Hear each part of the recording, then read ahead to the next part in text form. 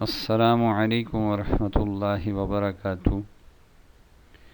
والدین کے نام اولاد کے حوالے سے ایک اہم پیغام۔ ایک بہن کہتی ہیں کہ ایک دن میں اپنے گھر کی صفائی کر رہی تھی کہ اتنے میں میرا بیٹا آیا اور شوکیس سے ایک شاہکار گرا دیا اور وہ ٹوٹ گیا۔ میں اس سے بہت ناراض ہوئی کیونکہ یہ تحفہ بہت مہنگا تھا اور میری ماں نے مجھے دیا تھا اور مجھے بہت پسند تھا اور میں اسے رکھنا چاہتی تھی۔ میں نے غصے سے اسے بلایا اور کہا، میرا رب ایسی دیوار گرائے جو تمہاری ہڈیاں توڑ دے۔ بہن کہتی ہیں کہ سال گزرتے گئے اور میں اس بد دعا کو بھول گئی اور مجھے اس کی پرواہ نہیں تھی اور نہ ہی مجھے معلوم تھا کہ میری یہ بد دعا آسمان پر پہنچ گئی ہے۔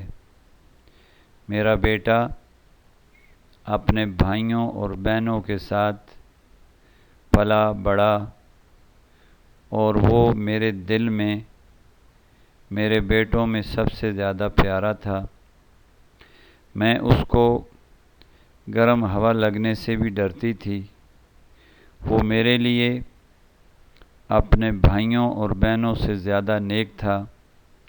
اس نے تعلیم حاصل کی، گریجویشن کیا، ملازمت حاصل کی اور میں اس کے لیے بیوی تلاش کر رہی تھی۔ اس کے والد کی ایک پرانی عمارت تھی اور وہ اسے گرا کر دوبارہ تعمیر کرنا چاہتے تھے۔ میرا بیٹا اپنے والد کے ساتھ اس عمارت کی طرف گیا۔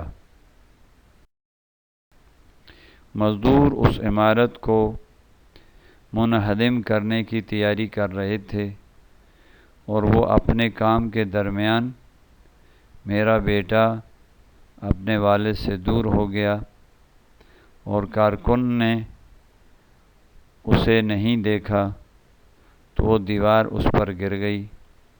میرا بیٹا چیخا اور پھر اس کی آواز غائب ہو گئی۔ کارکن رک گئے اور بہت پریشان اور خوفزدہ ہو گئے۔ انہوں نے بڑی مشکل سے اس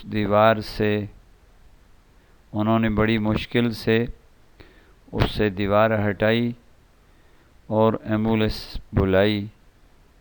اس کا جسم لے جانے کے قابل نہ رہا تھا کیونکہ شیشے کی طرح گر کر ٹوٹ گیا تھا، تو انہوں نے اسے بڑی مشکل سے اٹھایا اور انتہائی نگہداشت میں منتقل کیا۔ اور جب اس کے والد نے مجھے خبر دی تو میں بے ہوش ہو گئی اور جب مجھے ہوش آیا تو گویا اللہ نے میری آنکھوں کے سامنے وہ گھڑی بحال کر دی تھی جس میں نے بچپن میں کئی سال پہلے اس کے لیے بد دعا کی تھی، اور مجھے وہ بد دعا بھی یاد آ گئی اور میں روتی رہی یہاں تک کہ میں دوبارہ ہوش کھو بیٹھی۔ جب ہسپتال میں مجھے افاقہ ہوا تو میں نے اپنے بیٹے کو دیکھنے کے لیے کہا۔ میں نے اسے دیکھا اور کاش میں نے اسے اس حالت میں نہ دیکھا ہوتا۔ ان لمحوں میں دل کی دھڑکنیں رک گئیں اور میرے بیٹے نے آخری سانس لی اور میں نے روتے ہوئے کہا، کاش وہ دوبارہ زندہ ہو جائے، گھر کے تمام فن پاروں کو توڑ دے، بس میں اسے نہ کھاؤں۔ کاش میں گونگی ہو جاتی اور اس کو بد دعا نہ دیتی۔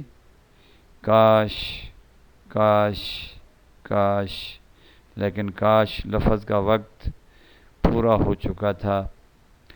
ایک شخص عبداللہ ابن مبارک رحمۃ اللہ علیہ کے پاس اپنے بیٹے کی نافرمانی کی شکایت کرنے آیا۔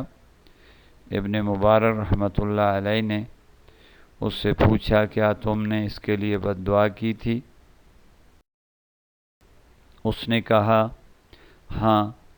ابن مبارک رحمۃ اللہ علیہ نے فرمایا، جاؤ، تم نے ہی اسے خراب کر دیا ہے۔